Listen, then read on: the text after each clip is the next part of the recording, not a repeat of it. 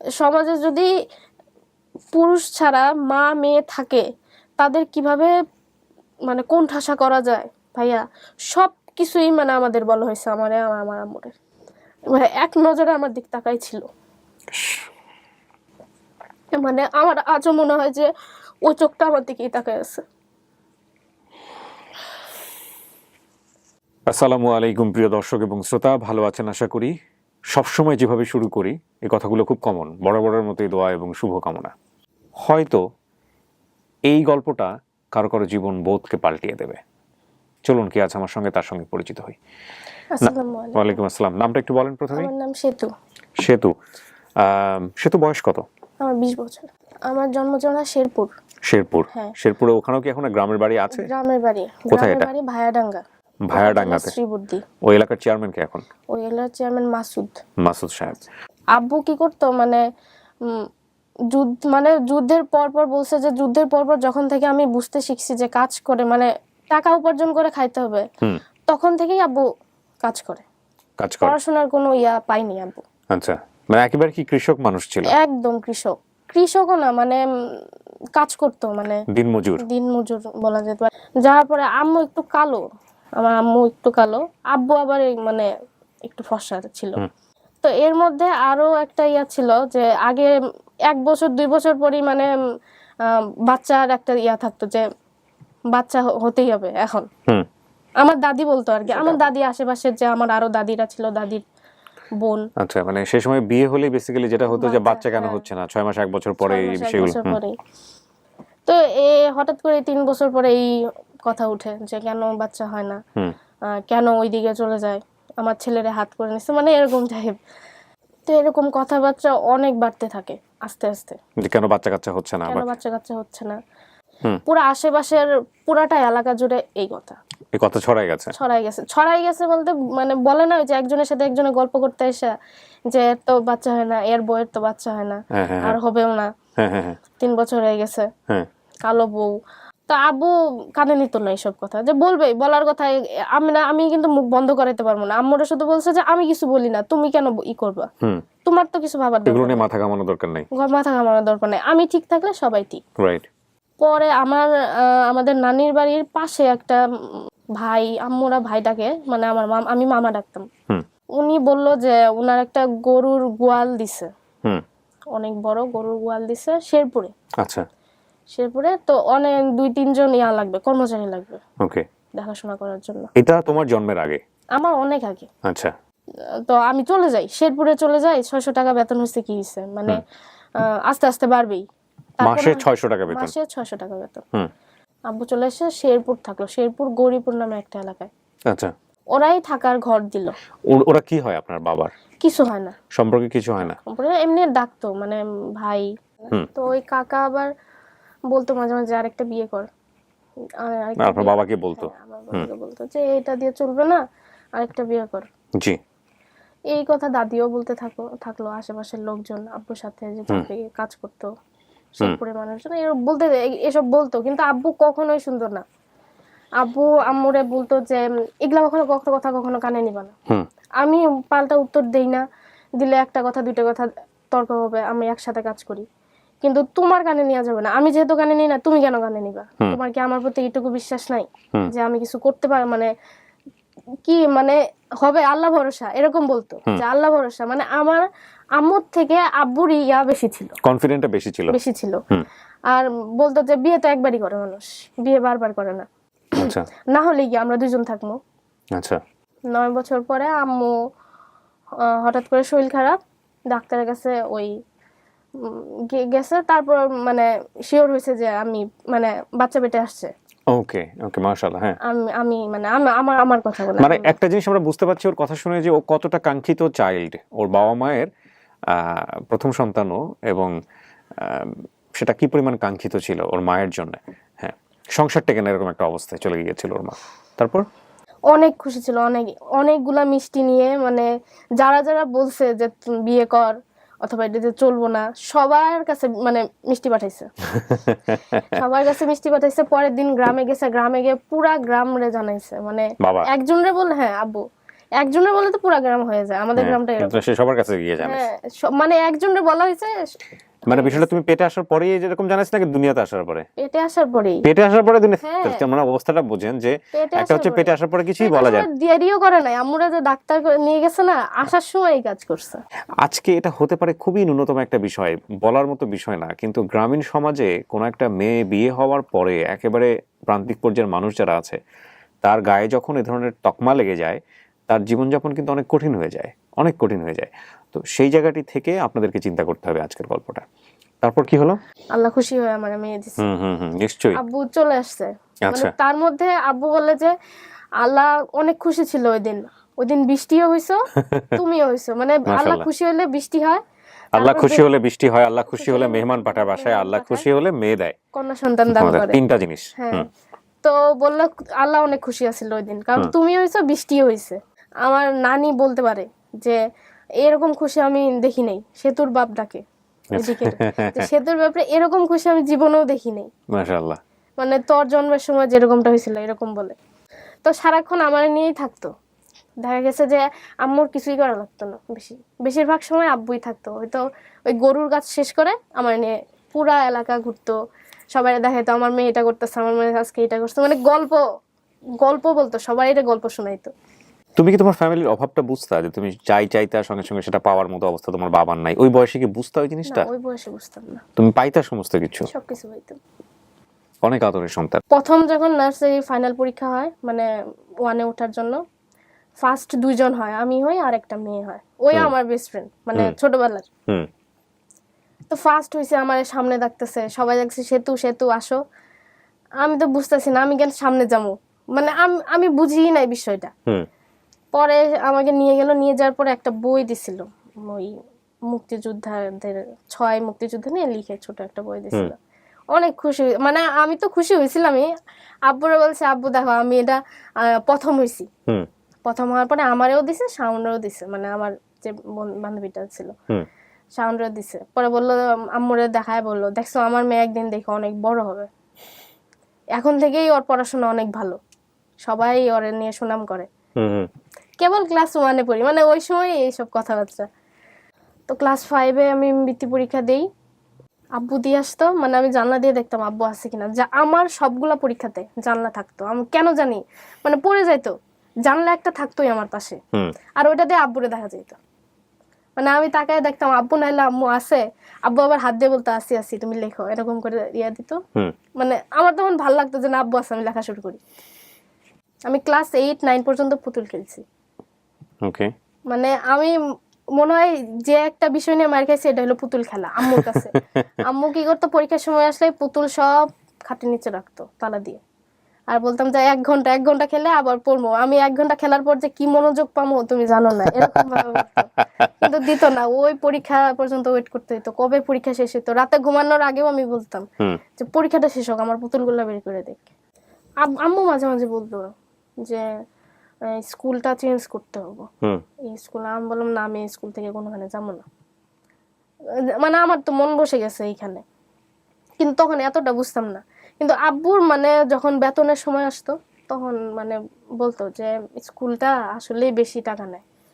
মাঝে মাঝে বলতো থাক ব্যাপার না, মেয়ে যদি ভালো পড়াশোনা করে টাকা আর কি, টাকা এক সময় না এক সময় হবো, মেয়ে আমার চাকরি করে টাকা ইয়া করবো, সব দিব। তা আমার বলতো দিবি না আমি কই না আমি দিব না। এরকম বলতাম যে না আমি দিব না, তোমাকে খুব দূরে অনেক দূরে যাইতে হবো, মানে এই কথাগুলো সব সময় আব্বু বলতো। ওই আব্বু কি, আমার অভ্যাস কি ছিল, আমি রাতের বেলা হাতে ভাত খাইতাম না, আব্বুর হাতে ভাত খাইতাম। মানে আব্বু ঘুমায় পড়তাম একদম ঘুম, আব্বু আসলে আমার মানে মনে হইতো এই তো আব্বু আসছে, ফুল এনার্জি। মানে আব্বু কি আনছো দাও তাড়াতাড়ি আগে খাই, এরকম টাইপ। তো আম্মু বলতো এই যে উঠে গেছে, এই যে উঠে গেছে, বাপরে জ্বালাবো, এরকম বলতো। যে আর খায় তো, আর এগুলো বলতো। মানে ওই যে বয়সের গল্প বলছে, তার মানে ওর পৃথিবী মানে হচ্ছে ওর বাবা, এটা ব্যাপারে একেবারে কোনো সন্দেহ নাই।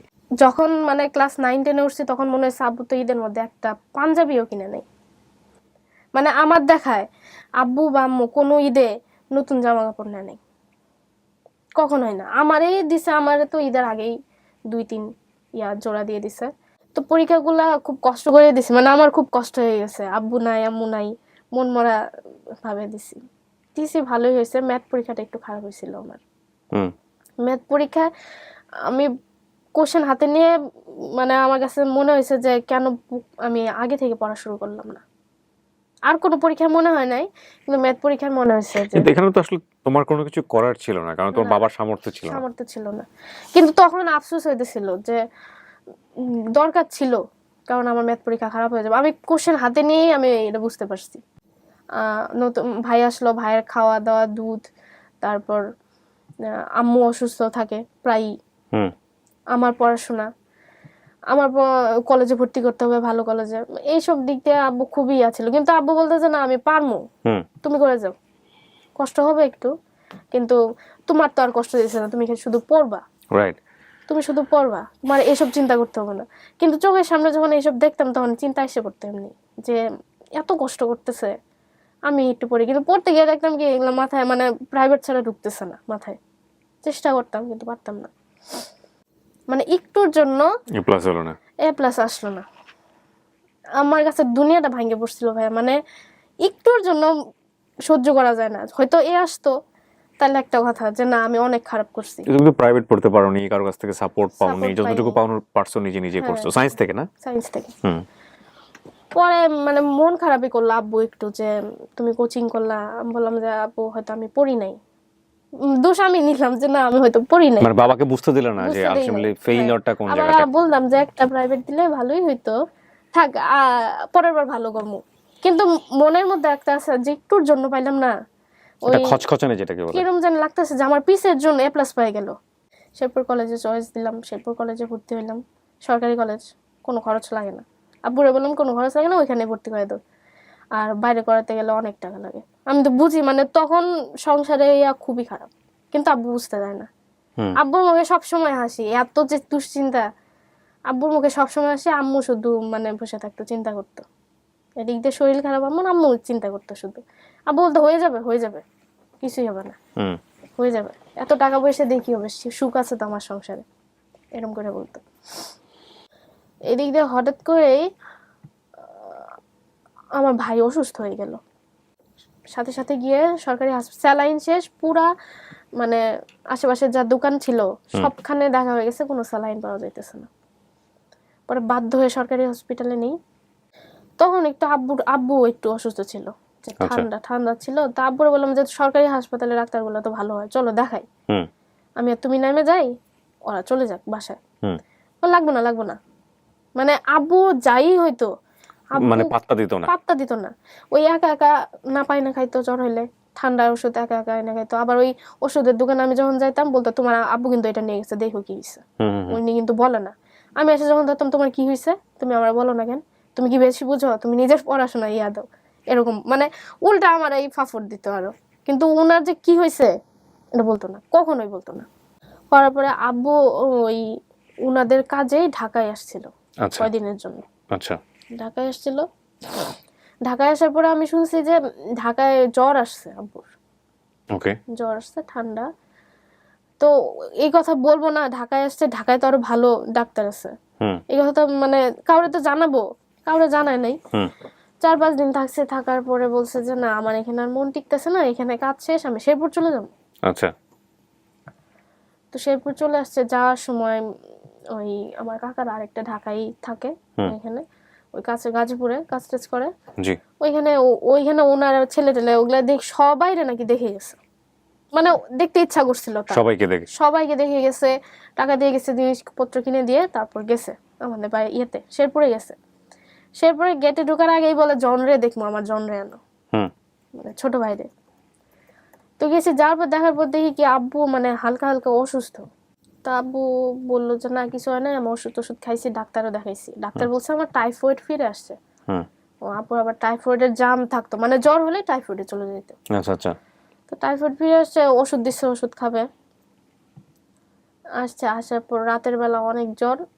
এখন ওই সময় আব্বু ছাড়া আমাদের বাসায় আর কেউ ছিল না, মানে আব্বু, আমি, আমার ছোট ভাই, আম্মু আর দাদি, আর কেউ ছিল না। কিন্তু আব্বুর যে নিউমোনিয়া হয়েছিল এটা বলে নাই।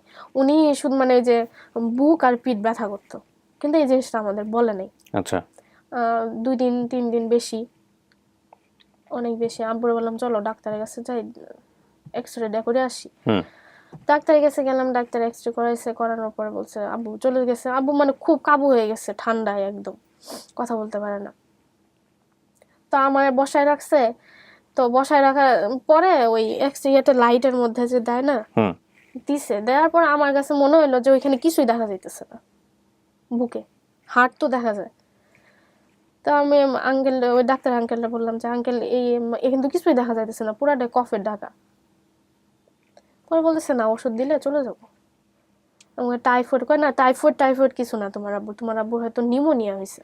আমি ওষুধ দিতেছি, তা 3 দিন পরে হুম আবার আসবা, আবার এসে আবার করাইতে হবে, টেস্টটা করাইতে হবে। হুম ওষুধ নিয়ে বাসায় গেলাম। বাসায় যাওয়ার পরে রাতের বেলা আবার বেশি বাবার জ্বর। জ্বর না, মানে আব্বু কি করতো, ওই কাশতো। জ্বর তো আছেই, কাশিটা বেশি। আর আচ্ছা। বুক মানে কাশতো যখন, তখন মনে হয়তো আপনি বুঝতে পারবেন যে ভিতরে একটা কফ জাতীয় কিছু জমে আছে। আছে, হ্যাঁ হ্যাঁ, ভারী কাশি যেটাকে বলে। বাচ্চারা অনেক সময় হুম হুম হুম নিঃশ্বাস নিলে যেরকম হয় ওরকম টাইপ। ওকে, ঘর ঘর করে যেটাকে বলে। হ্যাঁ, ঘর করতেছে না, বালিশ নিয়ে একদম উঁচা হয়ে হেলান দিয়ে বসে থাকতো, সারা রাত ঘুমাইতো না। পরের দিন আমার কাছে মনে হলো ওই ডাক্তার মানে মানে বলতে মানে সলিউশন দিতে পারতেছে না আমারে। আমার কাছে কেন জানি মনে হইলো। অন্য আরেক ডাক্তারের কাছে নিয়ে গেলাম, ওইখানে হঠাৎ করে বললো কি এই ভুল। আমার ট্রিটমেন্ট ভুল। ট্রিটমেন্ট ভুল। আমি পাগল আপনি, আমি 2 দিন এই ওষুধ খাওয়াই ফেলছি আব্বুরে, হুম ট্রিটমেন্ট ভুল কিভাবে হবে? কয় আরেকটা টেস্ট করে আনো। টেস্ট করে আনলাম, সেম জিনিস, শুধু শুধু ভুল বললো। হুম তো বললো যে আমি ওষুধ দিতেছি আর ইঞ্জেকশন দিতেছি। পরের দিন ওষুধ খাওয়ার পরে আমি আর আব্বু রিক্সা দিয়ে আসতেছি, আব্বু তখন বলতেছে যে মা আমার শরীরটা একটু ভালো লাগতেছে। হুম ওই কথা শোনার পর মনে হলো যে না ঠিক আছে, ভালো লাগতেছে যেহেতু, তাহলে বাসায় যাই। বাসায় গিয়ে আব্বু রেস্ট করে আমি মানে পড়াশোনা শুরু করতে হবো, আমার কয়দিন পরে পরীক্ষা। আচ্ছা। পরীক্ষার আর 3 মাস আছে। রাতেও একদম ভালো, মানে রাতে আমার ভাইয়ের জন্য দুধ কিনে আনলো, বাজার করলো, আমারে নিয়ে আসলো।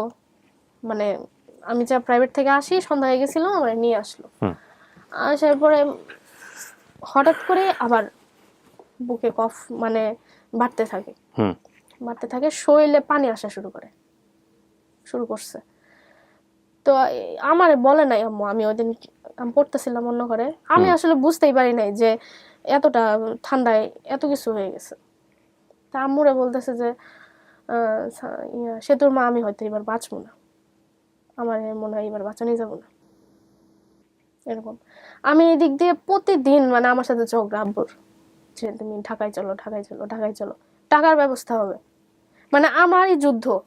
কিন্তু আব্বু ঢাকায় আসতেই চায় না, যে ঢাকায় গিয়ে কি করবো, এনে তো ডাক্তার দেখাইতেছি, আমি তো বসে যাইতে পারি না, একটু ভালো হই তারপর বসে। আমাকে অ্যাম্বুলেন্স কি নাই, তুমি কি শুয়ে যাইতে পারবা না, এরকম।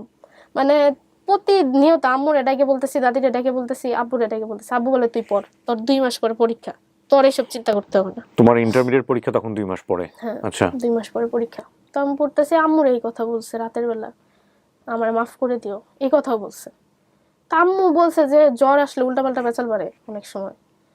ও বলছে কিচ্ছু হবো না তোমার, তুমি, আমি কালকে ঢাকায় নিয়ে চলে যাবো। আম্মু আসছে আমার কাছে যে কালকে ঢাকায় নিয়ে যাইতে হবে তোর আব্বুরে। আমি কই এখন কেন, আমি যে এতদিন বললাম, আজকে তো রোগ বেশি। মানে আমার কেমন জানি ভয় ঢুকে গেছে, কেউ নাই ভাইয়া এই সময়, মানে একজন ছেলে মানুষ থাকে না যে অ্যাম্বুলেন্স বুঝবো, এসব ব্যাপারে তো আমি বুঝিও না, ঢাকা কি জিনিস তখন বুঝতামই না। তো পাশে এক ভাইয়া থাকতো, ওরা বললাম যে একটু হেল্প করো ভাইয়া, আমার করো, ওই একটা অ্যাম্বুলেন্স এনে দাও। ও অনেকদিন আগে মানে ছোট থেকেই ভাইয়া ভাইয়া ডাকতাম আমরা। তো ওই বউ বললো যে অ্যাম্বুলেন্স না, আমি একটা মাইক্রো এনে দেই, পরিচিত আছে, শুয়ে যাইতে পারবো কাকা। অ্যাম্বুলেন্স আনার পরে দেখলো যে না, অক্সিজেন ছাড়া যাইতে পারবো না আব্বু। সকালে সকালে আমি গিয়ে প্রেশার মাপলাম, ভাই আমি বুঝি নাই প্রেশার কি জিনিস আছে কিনা আব্বুর শরীরে। হঠাৎ করে 3টার দিকে, মানে 3-4 রাত ঘুমাই না, সবাই ঘুমাই গেছি হঠাৎ করেই। এই বলে না কাল ঘুম একটা কথা, আমার কাছে মনে হয়েছে তাই। মানে এত ঘুমাইছি, ডাকতেছে আমি শুনতেছি না। উঠে গেছি, উঠে যাওয়ার পরে প্রেশার মাপলাম, প্রেশার আমি বুঝতেছি না, তখন আমার ভয়টা চলে আসছে। প্রেশার কেন না, মানে আমার কি ভুল হইতেছে, আমি আরেকবার মাপলাম, কোনো রকম কিছু সারা শব্দ হইতেছি না প্রেশার মাপার সময়।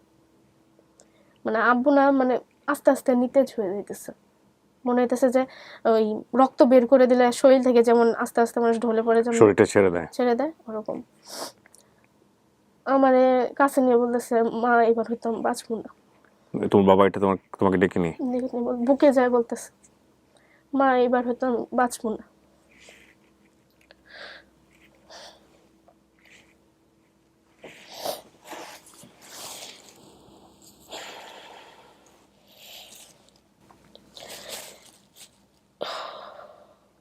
তারপর তুমি কি করলা? তারপর ভাইয়া বললাম যে বাঁচবো না কেন, ঢাকায় উন্নত চিকিৎসা আছে না। তারপর ওইখানে যে মামারা থাকতো ওরা ঢাকায় বলতেছে যে আমি হাসপাতাল ঠিক করছি, তোর আইনে পর। পরে বললাম যে কিছু খাওয়াই দেই, যে না কালকে ওই আমার হাতেই ভাত খাইছে লাস্ট, আর খাইনি। পরে বললো যে না কাপড় চোপড় গুছাও, ঢাকায় চলো। বাবা বললো এটা? ঢাকায় চলো। কাপড় চোপড় গুছালাম, অ্যাম্বুলেন্স আসলো, বেরোয় পুরা বাড়িটা ঘুরে দেখছে। মানে আব্বুর ওই বাসার প্রতি খুবই মায়া ছিল, নিজের বাসা না কিন্তু খুবই মায়া ছিল। হাঁটতে পারতো এই সময়টাতে? না, ধরে নিছে আম্মু, আর ওই যে ওই ভাইয়াটা ধরে নিছে। ধরে নেওয়ার পরে অ্যাম্বুলেন্স আসার পরে মানে অ্যাম্বুলেন্সের টাকায় বলে কি এত ছোট, মানে কেমন করে যে বললো যে এত ছোট ইয়েতে আমি যাইতে পারবো, এরকম করে বলতেছি। পরে বললাম যে আপাতত ছোটটাই পাইছি, কি করবো, ময়মনসিংহ পর্যন্ত যাই, ওইখানে না হয় আরেকটা নিয়ে মনে বললো ঠিক আছে চলো। উঠলো, উঠার সাথে বসার সাথে আম্মুরে ডাক দিল, সে তোমরা তাড়াতাড়ি আসো। কে ডাক দিয়েছে? তোমার বাবা? আব্বু, তাড়াতাড়ি আসো। আমি আমার ভাইরে নিয়ে বাইরে দাঁড়ায় আছি, আব্বু আমার দিকে তাকায় এসে বলতেছে যে সেতুর মা তাড়াতাড়ি আসো, এরকম করে সেতুর মা তাড়াতাড়ি আসো, মানে একটা থাকে না তাড়াতাড়ি আসো। পরে আমি বললাম যে অক্সিজেন দেন, মানে অক্সিজেনটা কমে, আমার মনে হইতেছিল যে অক্সিজেন কমে যাইতেছে। অক্সিজেন দিল, দেওয়ার পর বলতেছে অক্সিজেন খুলে দিছে। ফেলে দিতে বলে আমাকে করো, বুক ধরো, আমার বুকে মালিশ করো কিছু। জাস্ট বুক ধরো করতে করতে শোয়াইছে সবাই। শোয়ানোর পরে এক নজরে আমার দিক তাকাই ছিল, মানে আমার আজও মনে হয় যে ও চোখটা আমার দিকেই তাকায় আছে।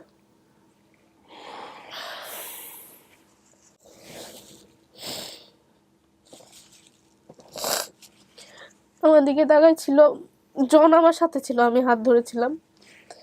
আম্মু পানি আনতে গেছে, সবাই পানি আনতে গেছে, আশেপাশে মানুষজন।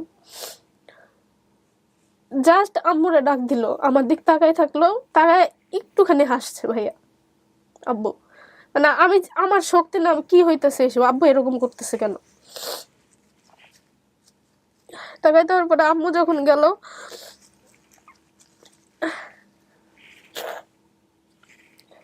আম্মুর হাত ধরার সাথে সাথে আব্বু মানে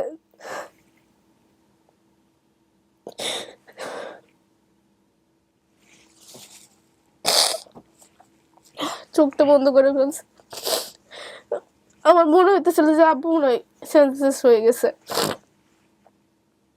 আমার কোনো কিছু বলার সুযোগ ছিল না, আমি দেখতেছি শুধু। তাড়াতাড়ি হসপিটালে নিয়ে গেছি। আমি তখনও মানে বুঝি নাই যে আব্বু নাই আর আমাদের মাঝে। হসপিটালে নিয়ে গেছি, ইমার্জেন্সি এতে ঢুকানো হয়েছে। ঢুকানোর পর বলেছে না, এটা তো 10 মিনিট আগেই মারা গেছে উনি।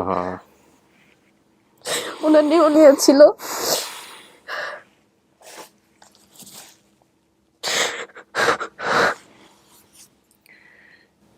Can you feel the death?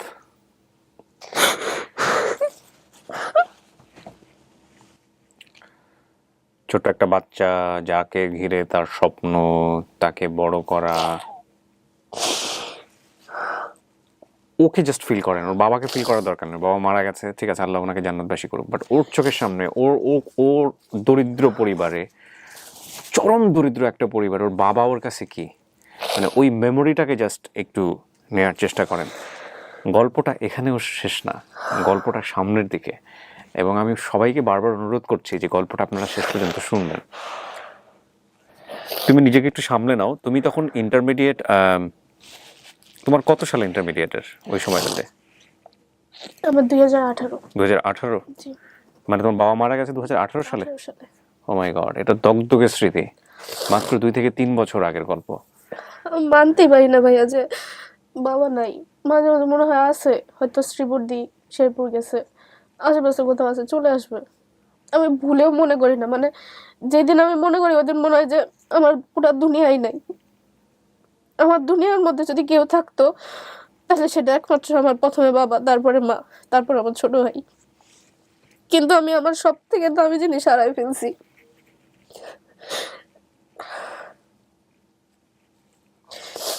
পৃথিবীতে সব চলে যাক ভাইয়া, কিন্তু আমি বলি বাবা মা যাওয়ার আগে আগে বাচ্চারা চলে যাক, কারণ এই কষ্ট অনেক অনেক বেশি, এটা সহ্য করার মতো যে না। কষ্ট পেয়েছে সেই জানে কি কষ্ট। আমার নিজেরও বাবা নাই, আমার বাবা 2008 সালে মারা গেছেন। So, আমি তোমাকে কিছুটা হলেও রিলেট করতে পারি, কিছুটা হলেও বুঝতে পারি, বাট তোমার মতো এতটা মানে চোখের সামনে ঘটনাটা ঘটেনি, বাট সেই ঘটনাটা আরও অনেক মর্মান্তিক। যাই হোক, আমি কম্পেয়ার করছি না, বাট তোমাকে কিছুটা হলেও আমি রিলেট করতে পারি। তারপরে কি হলো? তোমার কি সময় লাগবে? একটু ব্রেক নিবা? Take your time, no problem.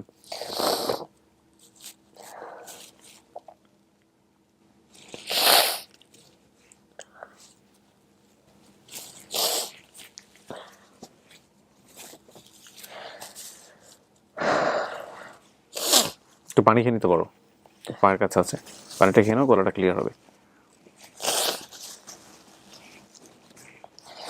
ক্যামেরার কথা চিন্তা করো না, তুমি একদম ক্লিয়ার হয়ে নাও, রিল্যাক্স হয়ে নাও।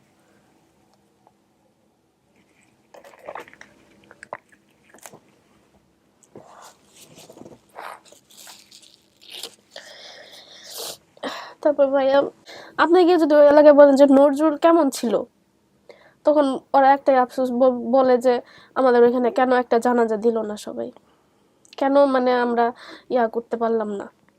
খুব ভালো মানুষ ছিল। হ্যাঁ, তো ওই সময় ওই বাসায় নিয়ে গেল, ওই বাসায় নিয়ে যাওয়ার পরে আমার তখন হুঁশ ছিল না, মানে আমি দুনিয়ার মধ্যে ছিলাম না। ওই 4-5 দিন যে আমার সাথে কি হয়েছে, কে আসছে কে গেছে, আমি কি করছি, আমার কিচ্ছু মনে পড়ে না। তখন পর্যন্ত তোমার পরিবারের উপার্জনক্ষম ব্যক্তি বলতে তোমার বাবাই। বাবা আর কেউ মা না। তখন ঘরেই কাজ করে। হ্যাঁ, আম্মু বাইরে কাজ করে না। এবং আম্মু তুমি ছোট বাচ্চা, তুমি হচ্ছে রাইট, তখন তোমার ভাইয়ের বয়স কত? 2 বছর। ও তো বুঝেও না পুরো জিনিসটা, মাত্র 2 বছর বয়স, 2 ও কি বছর বুঝবে? বয়স, মাত্র 2 বছর বয়স। আমার 2 মাস পরে ইন্টারমিডিয়েট পরীক্ষা। তোমার 2 মাস পর ইন্টারমিডিয়েট পরীক্ষা, এবং তোমার পরিবারে আয় রোজগার বলতে কেউ নাই। না, আব্বু শুধু। ভালো আছেন না? যারা এই ভিডিওটা দেখতেছেন তাদের অনেকই শুকর করা উচিত না আল্লাহর কাছে, যে এদের তুলনায় আমি জানি শত শত হাজার হাজার কোটি কোটি পরিবার আছেন, কোটি কোটি সন্তান আছেন, যারা জাস্ট ফিল হার সিচুয়েশন। আপনারা অনেক ভালো আছেন, আমি নিঃসন্দেহে বলে দিতে পারি। তারপর শেরপুরে মানুষ, মানে আশেপাশে যারা ছিল তারা সবাই নাকি বলছে যে এখানে একটা দিতে, জানাজা দেওয়ার জন্য। জানাজা দেওয়ার জন্য। সবাই মনে হয় নিয়ে চলে গেছে। বিশ্বাস করতে পারতেছিলাম না ভাইয়া, যে সকালেই তো আমার আব্বু আমার বুকে নিল, বলল। আমি দেখতেই পারতেছিলাম না, যে মানে আমি পাগল হয়ে গেছিলাম যে সাদা কাপড় কেন আব্বুর, আমার নিয়ে যায় নাই ওইদিকে। আমি বলছি যে আমার মন ভরে দেখতে দাও, আমি তো আব্বুর আর দেখতে পারবো না। আমার সরাই দিছে সবাই। এখন বলি যে আমি তো আর দেখতে পারতেছি না, কেন সরাইছিল ওই দিন। আমি কাঁদতাম, আমার ক্ষতি হইতো, কিন্তু আব্বুর আমি শেষ মন ভরে তো দেখতে পারতাম, আমি দেখতে পারি নাই। সবাই সরাই ফেলছে, একটু ধরতে নাই।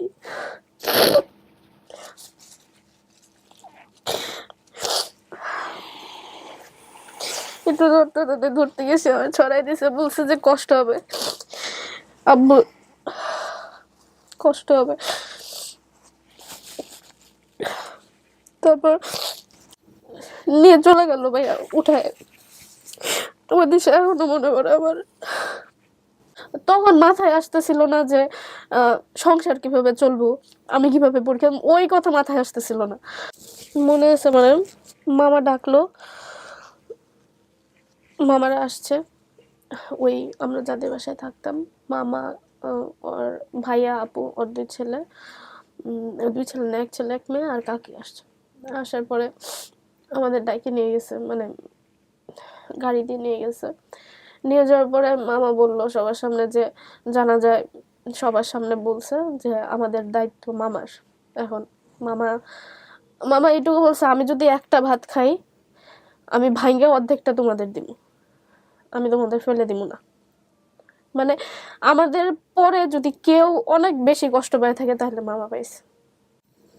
পরীক্ষা দেওয়া শুরু করি, আমার তো অভ্যাস ছিল ওই আব্বুকে সাথে নিয়ে পরীক্ষা দিতে যাওয়া। মানে ওই পরীক্ষার দিনের সকাল হয়তো আমার জীবনের সব থেকে খারাপ সকাল ছিল, আব্বু ছাড়া পরীক্ষা দিতে যাওয়া।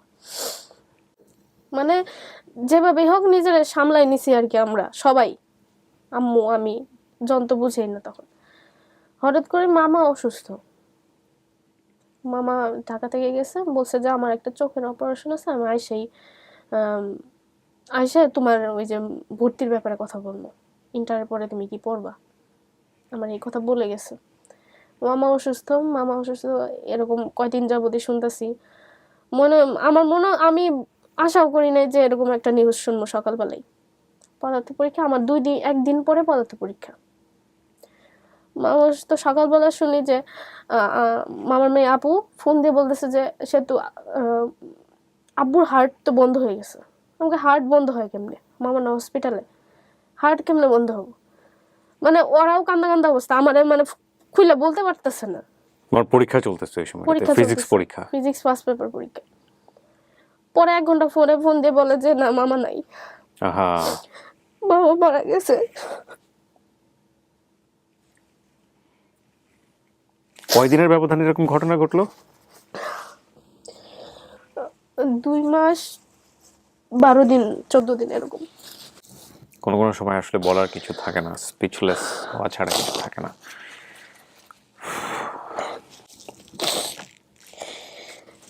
আমার এই গল্পগুলো শুনে যখন একটা মানুষ নিচে কমেন্টস করেন যে ভাই আজকের পর থেকে নিজের কষ্টটা ভুলে গেছি, আজকের পর থেকে মনে হবে, মানে আজকের আগ পর্যন্ত মনে হতো যে আমি সবচেয়ে কষ্টকর, মানে কষ্টের মধ্যে আছি পৃথিবীতে, কিন্তু আজকের পরে আমার আর কোনো কষ্ট নাই, কারণ আমার থেকেও মানুষ অনেক বেশি কষ্টের মধ্যে আছে।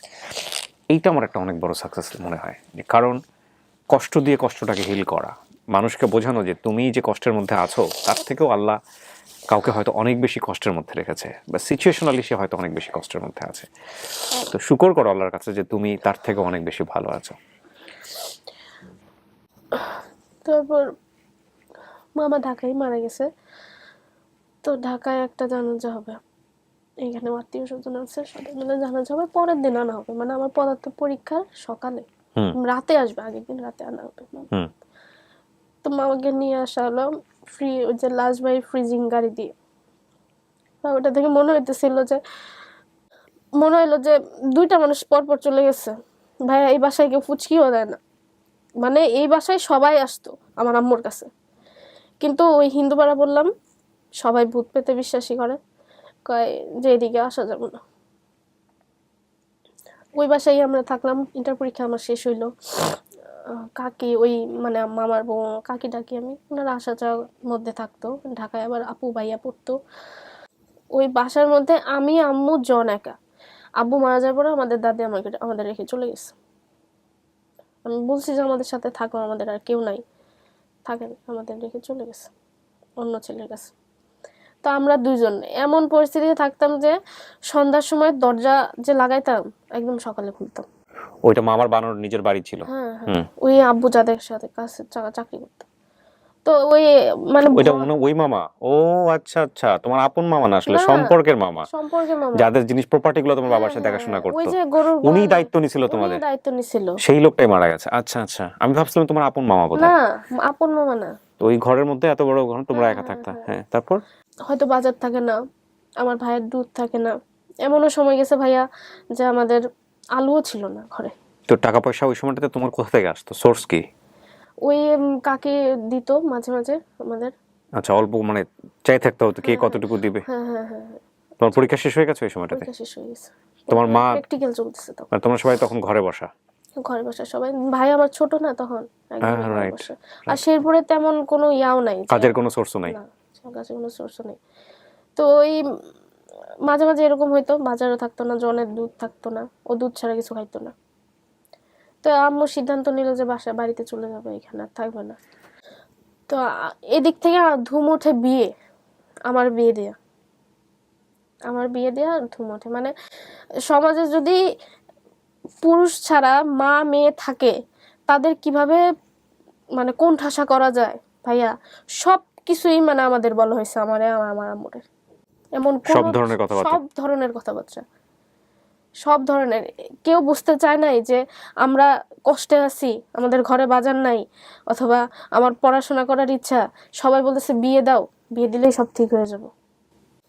আমার মন মানসিকতা ছোট হইতে থাকে। মানে আমি বলি আম্মু এইসব কি, আমি তো এইসব কিছু বুঝতেছি না। আম্মু বলে তুমি কোচিং করতে চলে যাও। মানে আম্মু বুদ্ধি করে বলে যে তুমি তুমি কোচিং এ যাও গা, তাহলে তোমার বিয়ের চাপটা দিব না তোমার কেউ, তুমি নার্সিং এর কোচিং করো, বিএসসি নার্সিং এর। তো বললাম যে টাকা কিভাবে দিবা? কয় তোমার আব্বুর গাছ আছে, গাছ বিক্রি করে আমি তোমার টাকা দিব। গাছ কাটছে, গাছ কাটে বিক্রি করছে, আমার এই কোচিং করতে পাঠিয়ে দিচ্ছে 3 মাসের জন্য। পাঠানোর পর আমি হঠাৎ করে কোচিং করতে থাকি। হঠাৎ করে শুনি আম্মুরে আমার আপন চাচা মারতে গেছে। কেন মারতে গেছে? ওই গাছ কাটছে। গাছ তো এটা আমার আব্বুর, তাহলে ওই কেন মারতে গেল? ওই বাড়িতে আছে, বাসায় আসা যাওয়া করতেছে। মানে ওইখানে আম্মু ভাবছিল যে একটা টিনের ঘর তুলে আমি আর আমার ছেলে থাকবো, সেই সুযোগটা হলো না। না, সেই সুযোগটা হলো না। অন্যদিকে নানিদের বাসায়ও সম্ভব হইতেছে না, মামাদের অন্য মানে কথা। তো কি করলো তোমার মা? আম্মু তখন বললো যে আমি ঢাকায় চলে যাব, ঢাকায় চাকরি করব। ঢাকায় যে চাকরি করবো, তুমি পরীক্ষাটা আগে দাও, বিএসসি নার্সিং এর পরীক্ষাটা আগে দাও। আমি হোস্টেলে থাকি। হোস্টেলে থাকার সময় আম্মু চলে গেলো ঢাকায়। ঢাকায় আসলো গাজীপুরে, ঢাকায়ও না গাজীপুরে, গাজীপুর বড় বাড়ি। ওইখানে আমার এক মামা আছে। ওই মামা ঘর টর ঠিক করে দিছে। বলছে যে আপাতত 1 মাস থাকো, 1 মাস পরে সেতু যখন ইয়া হবে, যদি চান্স পায়, তাহলে তো আর তোমার চাকরি করতে হবে না। পরে আমি হঠাৎ করে আমার পরীক্ষার প্রায় 1 মাস আগে আমার জ্বর। তোমার জ্বর? হ্যাঁ, অনেক জ্বর। তখন তোমার মা ঢাকাতে গাজীপুরে চলে আসছে? চলে আসছে। আমি ওই আমার যে পাশের বেডে থাকে, মানে 2 জন থাকতাম এক রুমে। ওই খেয়াল করলো যে আমার এখানে একটু ফুলা, এই জায়গাটা। ওকে। এই জায়গাটা ফুলা। আমি বলছি যে টনসিল তো এখানে থাকবে না, টনসিল থাকবে এখানে, এটা কিসের জন্য ফুলা? ভয়ই দিল যে এটা অনেক সময় যক্ষা, টিবি এই রোগ হয়। আমি বললাম এসব কিছু না, এটা হয়তো এমনি ফুলা আমার। আমি পাত্তা দেই নাই। কিন্তু ওই জ্বর আসা শুরু করলো হঠাৎ করে, প্রতিনিয়ত জ্বর। আমি পড়তে পারতেছি না, মানে এত পরিমাণে জ্বর আসতেছে আমার। ওইখানে হোস্টেলে কেউ ছিলও না আমার। তো ডাক্তার দেখালাম, ডাক্তার বললো যে টেস্ট দিল। টেস্ট দেওয়ার পরে বললো যে না, এটা কিছু না, এটা অ্যালার্জির জন্য হয়েছে। আচ্ছা, তোমার অ্যালার্জি বেশি। 3 নম্বরের জন্য আমি চান্স পেলাম না সরকারিতে। ময়মনসিংহে চান্স পাওয়ার কথা ছিল, পাইলাম না। গাজীপুরে চলে গেলাম আম্মুর কাছে। আম্মুর বললাম যে আম্মু জ্বর আসছিল, আমি কি করবো, আমি পড়তে পারিনি। আম্মু কিচ্ছু বললো না, যে ঠিক আছে, সমস্যা নেই, পরে এইবার না আরেকবার তো সুযোগ আছে। পরে বললাম যে আমি চাকরি করি, আমি চাকরি করে পরের বার যদি চান্স না হয় আমি প্রাইভেটে পড়বো, আমার পড়তে হবো। আচ্ছা। আম্মু বললো যে তুমি চাকরি করার থেকে তুমি বাসায় পড়ো আর জনরে সামলাও, আমি চাকরি করি। মানে আম্মু এটা বললো যে তুমি যদি তখন ওই সময় ছাড়া চাকরি করো, কিসের চাকরি করবা? ওই সময় ওই যে বিভিন্ন কোম্পানি আছে না, ইউনিলিভার, তারপরে ওই যে সেলস হিসেবে, সেলসে এগুলা আমি খোঁজ করছিলাম, একটা চাকরি পাইছিলামও, যেটা ওই স্কুলে যে প্রোগ্রাম হয়। বুঝতে পেরেছি আমি। হ্যাঁ, তারপর ওগুলা 15,000 টাকা বলছিল আমারে। তারপর বলছিলাম যে আমি ওই চাকরিটা করি। পরে আম্মু বললো যে তুমি সারাদিন বাইরে থাকলে পড়বা কি? তুমি বরং পড়ো, তুমি পড়ো, জনের আমি সামলাও। চাকরি করি। হ্যাঁ, আমার ভাইও তো ছোট, জনের সামলাও, আমি চাকরি করি। ওকে। আম্মু চাকরি খোঁজা শুরু করলো, পাইলো না। 1 মাস মানে খুব কষ্ট হয়েছে ভাইয়া আমাদের। 1 মাস চাকরি পাই নাই, ঘরওয়ালা আটকা ছিল। পরের মাসে আম্মু চাকরি পাইছে 6,000 টাকা বেতনে। কোথায়? এবা গার্মেন্টস। গার্মেন্টসে ঢুকলো তোমার মা? হেল্পার হিসেবে ঢুকলো। ওকে। আম্মু কিন্তু হাই প্রেশারের রোগী উনি। এই অবস্থায় গরমের মধ্যে ইয়া করতে হয়। পা আম্মুর ফুলে এরকম হয়ে গেছিল, মানে সারাদিন দাঁড়ায় কাজ করতে হয়। তা আমার কাছে তখন মনে হইলো যে আব্বুর জন্য কিছু করতে পারলাম না, হয়তো আম্মুর জন্য আমি কিছু করতে পারবো না। মানে আমার কাছে মনে হইতাছে, পা দেখে আমার কাছে মনে হয়েছে যে না, হয়তো এই মানুষটারও আমি শেষ করে দেবো। আব্বু সারা জীবন আমার জন্য করছে, আমি কিচ্ছু করতে পারি নাই আব্বুর জন্য। আম্মুরে বলতাম এগুলো কথা, আম্মু তুমি করো না, থাক, আমি পড়াশোনা বাদ দিই। পরে বলে যে না, পড়াশোনা বাদ দিয়া যাবে না, এত তাড়াতাড়ি হারিয়ে গেলে তুমি। আমি কি হারছি? তুমি তো আব্বু হারাইছো, আমি আরো অনেক কিছু হারাইছি। আমি তোমার আব্বুর সাথে সাথে পুরা ফ্যামিলির মানুষজন সবাইকে হারাইছি, কেউ আমাদের পাশে নাই। এমনি 1 মাস আগে থেকে প্রতি রাতে জ্বর আসে, মানে রাত 3টা 4টা বাজে আম্মু উঠে যখন নামাজ পড়ে তখন তো শরীর দেখে না, শরীরে হাত দিয়ে দেখে, তখন আমার জ্বর, হঠাৎ করে জ্বর পরে আমি ডাক্তার দেখালাম, ডাক্তার দেখানোর পরে দেখলাম কি আমি যখন কাশি দেই না তখন এইখানে মানে ফিল হয় যে এখানে কিছু একটা আছে। আম্মু এতদিন চাকরি করছে, ওই টাকাগুলা দিয়েই আমার ডাক্তার দেখাইতেছে, আর খাওয়া হইতেছে, ঘর ভাড়া দেওয়া হইতেছে। এই 6,000 টাকার মধ্যে? 6,000 টাকার মধ্যে। আম্মু হাইটে যায়, হাইটে আসে, এই মোটা মানে পানি এসে পড়ছে, দাঁড়ায় কাজ করে, ওইখান থেকে 300 টাকা বাঁচে, এখানে 300 টাকা বাঁচে, আবার ওই 1-2 ঘন্টা বেশি করে ওটার জন্য এক্সট্রা টাকা পায়। এই সব মিলায় 7,000-8,000 মতো আসতো। তারপর ফিল ইট। আমি তো রাজধানীর বুকে বসে কাজ করি, আমি ঢাকা দিয়ে উদাহরণ দিই, 6, 7, 8 হাজার টাকা এটা ঢাকা শহরের কারো কারোর জন্য প্রতিদিনের পকেট মানি, বিলিভ মি। আমাদের দেশে অনেক ইন্টারেস্টিং জিনিস ভাইরাল হয়, যেমন আমি নাম মেনশন করছি না, আপনারা বুঝে নিন। এখন পর্যন্ত আমি যখন ভিডিওটা করছি, আমি জানি না এই ভিডিওটা আমি কবে পাবলিশ করবো, আমার চেষ্টা থাকবে খুব দ্রুত ভিডিওটা পাবলিশ করার। এখন পর্যন্ত একটা রেস্টুরেন্ট, ইলিশ নিয়ে একটা রেস্টুরেন্ট আমাদের বাংলাদেশের সোশ্যাল মিডিয়াতে খুব ভাইরাল, আমি নাম মেনশন করছি না, বিভিন্ন পত্রপত্রিকাতে এসছে সেটা নিয়ে কেন ভাইরাল। হুমড়ি খেয়ে সেখানে মানুষ পড়ছে। ভাইরাল হওয়ার প্রধানতম কারণ হচ্ছে তারা নাকি বেশি পয়সা রাখছে। প্রতিদিন হুমড়ি খেয়ে সেখানে মানুষ পড়ে, বিভিন্ন ভিডিও তৈরি হচ্ছে, ভ্লগ তৈরি হচ্ছে। ওখানে গিয়ে সবাই 5,000, 7,000, 8,000, 10,000 টাকা দিয়ে মৌজ মাস্তি ফুর্তি করে আসতেছে। কোনো সমস্যা নাই, you can do it, it's your choice, it's your personal choice. But আমরা যদি ফিল করতে পারি যে এই 5,000 টাকা, এই 6,000 টাকা, এটা যদি আমার রেগুলার প্র্যাকটিস না হয়, লাইক ঠিক আছে আমি বছরে একদিন গেছি, আমার একটু দেখতে ইচ্ছা হয়েছে, আমি খেতে গিয়েছি, বাস ঠিক আছে। কিন্তু এটা যদি এভাবে চিন্তা করা যায় যে এই 5-6 হাজার টাকা ইনকাম করতে গিয়ে বাংলাদেশের কোনো একটা পরিবারের অবস্থা হচ্ছে এরকম, and this is not only for a single family. Because আমি আসলে এখানে কি যেন নাম তোমার, সেতুকে উপস্থাপন করছি, মানে বাংলাদেশের সেতু একজন না, এরকম সেতু অনেক আছে, এরকম সেতুর মতো পরিবার অনেক আছে। তাহলে আমার মনে হয় না যে এই বিষয়গুলো নিয়ে আমাদের এত বেশি মাথা চারা দেওয়ার মতো বিষয় হবে, বা এই বিষয়গুলো নিয়ে যে এত টাকা নিচ্ছে অমুক রেস্টুরেন্ট, দরকার কি? আপনার এই টাকা নিয়ে আপনিও এক্সপেরিমেন্ট না করে এরকম একটা ফ্যামিলির পাশে দাঁড়ান না, কি দরকার? যাই হোক, আমি অন্য ট্র্যাকে চলে যাচ্ছি, আমার মনে হয় আমি ওর দিকেই যাই। সো কি হলো সেতু, তারপর ওই নাক কান গলার ডাক্তার দেখাইলাম ইএনটি হসপিটালে, প্রাইভেট হসপিটালে। উনি প্রথমে আমাকে দেখলো, দেখার পরে টেস্ট দিল কিছু, দেওয়ার পরে বলতেছে যে 7 দিন ওষুধ দিল, 7 দিনের। 7 দিন খাওয়ার পর কোনো কিছুই হয় নাই। তারপর আবার 7 দিন পরে আবার যাইতে বলছে, যাওয়ার পরে বলে যে এটা তো তোমার করতে হবে, বায়োপসি করতে হবে। পরে বললাম যে স্যার আমার আপনার এখানে করার সামর্থ্য নাই, অনেক টাকা লাগে, আমার আব্বু নাই, আম্মু মাত্র 6,000 টাকা বেতনে চাকরি করে ওই ইএনটি হাসপাতালে। ওনাকে বললাম। পরে বললে তাহলে তুমি সোহরাওয়ার্দী যাও, ওইখানে আমি ডিপার্টমেন্ট হেড, ওইখানেই আমি করবো তোমার অপারেশন। আচ্ছা।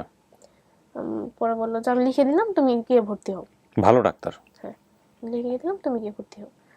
পরে বললো যে পরে আমি গেলাম সোহরাওয়ার্দী। পরের দিন আম্মুরে বললাম, আম্মু তো ভয় পেয়ে গেছে যে অপারেশন কি নাকি। আমার কাছে মনে হয়েছিল মানে ওই ডাক্তার তো আমার এত সাহস দিছে যে কিছুই না, এটা 10 মিনিটের একটা অপারেশন। আমি ওই কথা দিন না মাথায় ঢুকাই নিছি, 10 মিনিটের একটা অপারেশন কি হবে, আমি একাই করতে পারবো। পরে আম্মুরে বললাম, তুমি যদি একদিন চাকরি মিস দাও, তোমার 1,000 টাকা শেষ, সংসার কেমনে চলবে? আবার তোমার যদি চাকরিও চলে যায়, এই চাকরি 1 মাস মানে কষ্ট করছো এই চাকরির জন্য, আমাদের খাওয়া দাওয়া বন্ধ হয়ে যাবে। তুমি থাকো, তুমি আমার টাকা দাও কিছু, আমি গিয়ে অপারেশন করায় চলে আসবো, কিচ্ছু হবে না। 4 দিন পরে রিপোর্ট আসছে বায়োপসির, মানে ওই লিম্ফ নোডটা এক জায়গায় দিয়ে আসছে, ওইখান থেকে রিপোর্ট আসছে। ওই মামা আনছে, মানে মামা। এই মামার সঙ্গে পরিচয় কিভাবে? আমার মানে মামা, আমার আপন মামা না, তাহলে আমার নানির বোনের ছেলে। রিপোর্ট আনার পরে আমাকে আগের দিন বললো না, আমি দেখলো না রিপোর্টটা, আমি তো জানি কিছুই হয়নি জিনিসটা, ও নর্মাল রিপোর্ট আসছে, আমি খুশি, আমি বাসায় চলে যাবো, 14 দিন যাবত এইখানে। আমি খুলে যে দেখবো জিনিসটা যে হজকিন লিম্ফোমা কি, মোবাইলে সার্চ দিয়ে তো দেখবো, আমি দেখি নাই, আমি ভাবছি কিছুই না, কিন্তু নিচে কিন্তু আন্ডারলাইন করে ডাক দিয়ে দিছে। পরের দিন সকালে এসে আমার সামনে দাঁড়াইছে, আমি চোখ দেখেই বুঝে ফেলছি মামার যে ভালো না। কি জিনিস আমি ভাবছি যে যক্ষা হয়তো, টিভি যেটা বলে। আমাকে এসে বলতেছে যে নানি চলে যাক, খালা চলে যাক, তোমার পরে যাইতে হবে। পরে বললাম যে কেন, আমার কি হয়েছে, আমি চলে যাবো, পরে আবার আসমনি, কোন টেস্ট টেস্ট লাগে। তো এখন নানির সামনে আর বলতেছে না, নানিরা পাঠাই দিছে সিএনজি করে, বলে যে সে তো আমার সাথে যাবো। পাঠিয়ে দিয়ে আমার কাছে এসে বলে যে এটা তো ক্যান্সার। ওহো,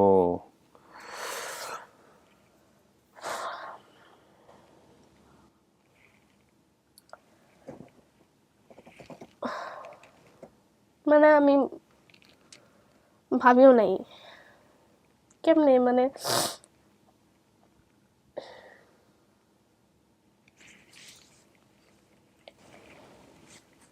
পরে মাই বলল, মা তখনও জানে? আমি আমি কিছুই বলি না, আমি রিয়াকশন কিচ্ছু দিয়ে নেই, বলছি যে কাউকে বলবো না। আমি ক্যান্সার বিষয়ে মানে ধরা জানছি পড়ছে না, কতদিন আগে? বলি হলো 2019 সালে অক্টোবরের 14-15 তারিখের দিকে।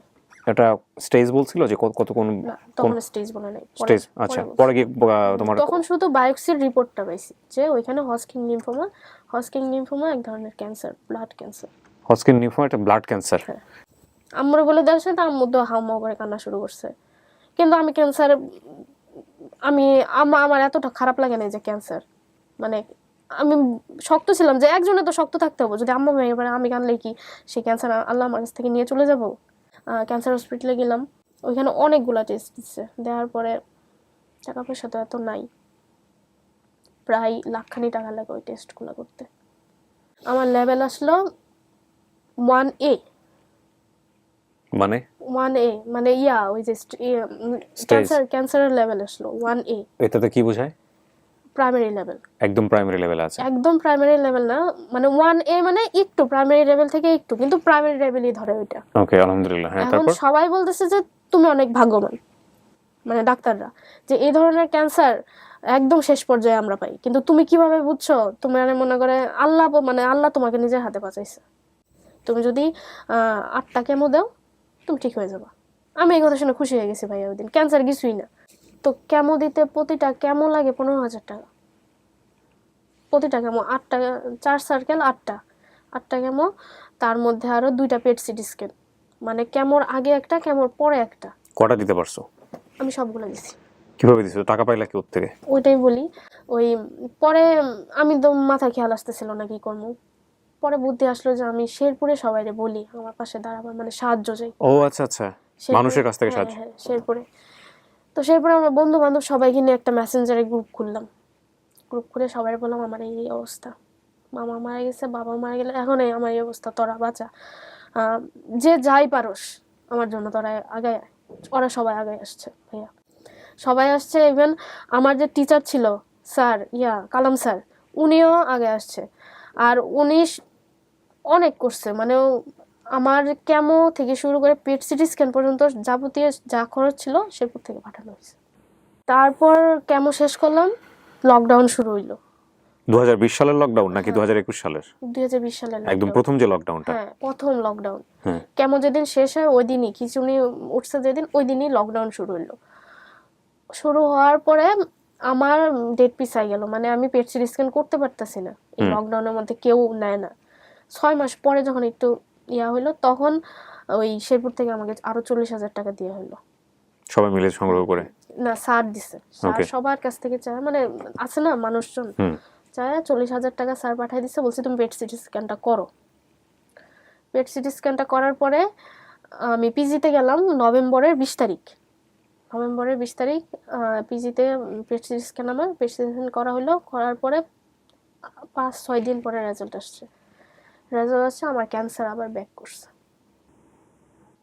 বলতে মানে ক্যান্সার কেমো দেওয়ার পরে চলে যায় নাই, আবার ব্যাক করছে, মানে আচ্ছা। ক্যান্সার আমার শরীরে এখনো আছে। আছে। হ্যাঁ, ওই ও মানে ডাক্তাররা যা বলে যে ক্যান্সার ব্যাক করছে আবার। এটা তুমি কবে জানতে পারলা? এটা ওই ডিসেম্বরের 1 তারিখে। ওকে, ওই 2020 সালের। হ্যাঁ, রিপোর্ট আসার পরেই ডাক্তারের কাছে গেছি, ডাক্তার ওই 2020 সালের ডিসেম্বরে যদি জেনে থাকো তাহলে বেশি দিন হয়নি, 7 থেকে 8 মাসের ঘটনা। 7 থেকে 8 মাসের ঘটনা। তো ডাক্তার বলতেছে তোমার তো ট্রিটমেন্ট আবার শুরু করতে হবে, আর তুমি কেন রেডিয়েশন দিলা না? রেডিয়েশন দাওনি কেন? রেডিয়েশন আমাকে দিতে বলেনি। আচ্ছা, আর লকডাউন শুরু হয়েছে, আমি মানে লকডাউনের বেরোতে সময় পারোনি। ডাক্তার আবার বলছে আমি এতই অসুস্থ ছিলাম ভাইয়া যে বের হলেই করোনা হবে এরকম টাইপ। তুমি লাস্ট টেস্ট করছো কবে? আমি লাস্ট পেট সিটি স্ক্যান করার পরে এগুলা শুধু ব্লাড টেস্ট করছি, আর করা হয়নি। সেটা কবে? ব্লাড টেস্ট করছি 2 মাস আগে। আবার কালকেও আমি ব্লাড টেস্ট করছি, কিন্তু রিপোর্ট এখনো আসেনি। 2 মাস আগের রেজাল্ট কি? 2 মাস আগে এলডিএসটা অনেক বেশি। এলডিএস বলতে? এলডিএস মানে ওই আমার ক্যান্সারটা আস্তে আস্তে বাড়তেছে। এটা কি এখন 1 নম্বর স্টেজ থেকে অন্য কোন স্টেজে চলে গেছে নাকি? 2 এতে চলে গেছে। 2 এতে চলে গেছে। লাস্ট ডায়াগনোসিসে 2 এতে এসেছে। 2 এতে চলে গেছে, মানে পেট সিটি স্ক্যানের পরে আমাকে বলছে 2 এতে চলে গেছে। এটা কি এখনো কিওর করা সম্ভব? এটা সবকিছু মিলিয়ে এটা ট্রিটমেন্ট করতে গেলে কি করতে হবে? এটার পয়সা কড়ি কতটুকু প্রয়োজন এগুলো তোমার জানা আছে? হ্যাঁ, কি বলো তো একটু। এটা আবার প্রথম থেকে শুরু করতে হবে, হ্যাঁ সেটা আমি জানি। একবার কেমো ফেল করলে ফার্স্ট থেকে শুরু করতে হয়। ফার্স্ট থেকে শুরু করতে হবে। ফার্স্ট থেকে শুরু করে আমাকে বোন মেরো ট্রান্সপ্ল্যান্ট করতে হবে। আচ্ছা, সো এটা কি বাংলাদেশে সম্ভব? বাংলাদেশে সম্ভব। বাংলাদেশে শুধু ওই যে এভার কেয়ার, সিএমএইচ এগুলাতে, আর ওই হ্যাঁ এগুলাতে। কত টাকা লাগতে পারে তোমার পুরো ট্রিটমেন্টের জন্য? আমার পুরো ট্রিটমেন্টের জন্য 15 থেকে 16 লাখ টাকা। 15 থেকে 16 লক্ষ টাকা দরকার। জি। তোমাকে টেক কেয়ার করবে কে? ধরো তুমি হাসপাতালে বসে আছো, হাসপাতালে তুমি আইসিইউতে আছো, হাসপাতালে তুমি এতে আছো, তোমাকে দেখবে কে? আম্মু। আমি এখন ভাইয়া মানে একা চলতে চলতে এখন আম্মু ছাড়া আমি মানে পারি তোমার না। ভাইয়ের বয়স কত? ভাইয়ের বয়স 4 বছর। ওর মা, ওর ছোট ভাই, ওরা সবাই স্টুডিওর বাইরে আছে। আরেকজন ভাই এখানে আসছে, তাকেও আমি নিয়ে আসতে বলছি। ওর সাথে তোমার সম্পর্ক কি? উনি আমাদের যে সবাই হেল্প করছে শেরপুরে, ওই আমাদের আগে থেকেই একটা মানে কমিটি ছিল, উনিও তার গ্রুপের, সেই গ্রুপে ছিল। গ্রুপের একজন। তো উনি আমাদের শেরপুর থেকে যখন বললো যে ওনার তো কেউ নাই, কে পাশে দাঁড়াবে, কে এগুলো তখন ওই গ্রুপ থেকে, ওই কমিউনিটি তখন থেকে ওইখান থেকে এই ভাইয়া আমাকে অনেক হেল্প করছে যে আমি করব, আমি তো ঢাকায় আছি, আমার এখন চাকরিও নাই, আমার পড়াশোনা করতেছি, তো আমি যা যা করার আমি করব। সো ও তোমার সঙ্গে আছে? হ্যাঁ। কতদিন যাবত সঙ্গে আছে? কত বছর যাবত সঙ্গে আছে? ভাইয়া ট্রিটমেন্টের শুরু থেকেই। And he is helpful. হ্যাঁ, ভাইয়া এইটুকু বলছে, আশা করা যায় না আজকাল মানে আমার মনে হয় যে আমার নিজের ভাইয়ের থেকেও বেশি। এখানে প্রিয় দর্শক এবং শ্রোতা, আমি আপনাদেরকে একটা কথা বলি আজকে। তুমি আমার কাছে এসেছিলা কবে? একটু মনে আছে তোমার কাছে ডেট এন্ড টাইমটা? আপনার কাছে আসছিলাম আমি কতদিন হতে পারে, কয় মাস হতে পারে আনুমানিক মনে আছে? 8 থেকে 9 মাস হয়ে গেছে। 8 থেকে 9 মাস আগে আসছিলাম। আচ্ছা, এই যে ও এসছে, ও বেশ কয়েকবার এসছে, 3বার 4বার করে এখানে এসছে। কোনোবার আমি ওকে রিটার্ন দিয়েছি অল্প কিছুক্ষণ শুনে, কোনোবার আমি ব্যস্ততার কারণে সময় দিতে পারিনি। এক পর্যায়ে ওকে আমি আমার ব্যক্তিগত নাম্বার দিয়ে দিই, এটাও আমি আপনাদেরকে ক্লিয়ার করি। ব্যক্তিগত নাম্বার দিয়ে দিই এবং সেই ব্যক্তিগত নাম্বারে ওকে আমি বলি যে তুমি তোমার স্টোরিগুলো আমাকে ছোট ছোট করে লিখে পাঠাও, কারণ আমার ব্যক্তিগত জীবনের বাইরে আসলে আমার আসলে মানে কর্মজীবনের বাইরে আমার ব্যক্তিগত জীবন আসলে খুব সীমিত, সময় নাই আসলে। এবং ও আমাকে ওর ছবি থেকে শুরু করে বিস্তারিত, আমি যেটা আপনাদের সঙ্গে কথা বলছি এবং আমি তখন স্ক্রল করে দেখছি হোয়াটসঅ্যাপে, আমাকে ডিটেল পাঠায়। তারপরে আমি ওকে বিভিন্ন সময় দিয়েছি, কিন্তু আমি দেখা করতে পারি নাই, আমার অনুষ্ঠানে আনতে পারি নাই। বহুবারও আমি বলেছিলাম যে আমি কিন্তু পারবো না, কারণ তোমাকে লেগে থাকতে হবে, টোটাল ডকুমেন্ট দিতে হবে আমাকে, বিভিন্ন কিছু দিতে হবে, কি সব ও সব কিছু করেছে।